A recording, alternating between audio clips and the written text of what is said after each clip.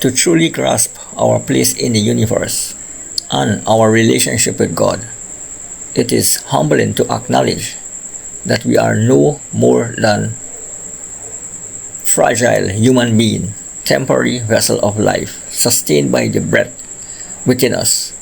Like dust carried by the wind, we are small, insignificant in the grand design of creation.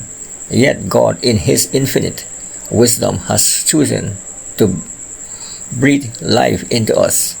His breath is not ours to claim. It is a gift from God, a reminder of His power and grace in the vastness of eternity.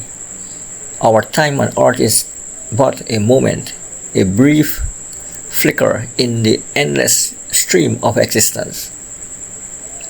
When we come to realize that our very breath, the most essential element of life, can be taken away at any moment by the will of God, it brings a deep sense of reverence and humility. We live under the illusion that we control our destiny, that we are the master of our fate, but in truth, we are subject to force far greater than ourselves.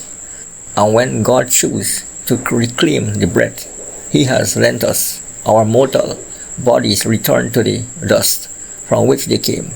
This fragile existence should drive us to seek God with humility, recognizing that life itself is a loan from the Almighty, not a right we possess. Ultimately, the understanding of our insignificance without God should inspire a deeper spiritual longing to connect with Him. The temporary nature of our lives point us toward a deeper purpose beyond the physical realm. The moment God snatches away our breath, it is not the end but the beginning of an eternal reality. Our focus should not be on the material things of this world, but on aligning our souls with the divine will. In the end, it's not the air in our nostril that defines us, but our submission to God, God's will, and our pursuit of spiritual closeness to Him. Thanks for watching. Every prosperity preacher in America and Africa, in Europe, or in any other foreign country, all of them are sent by the devil. That's right.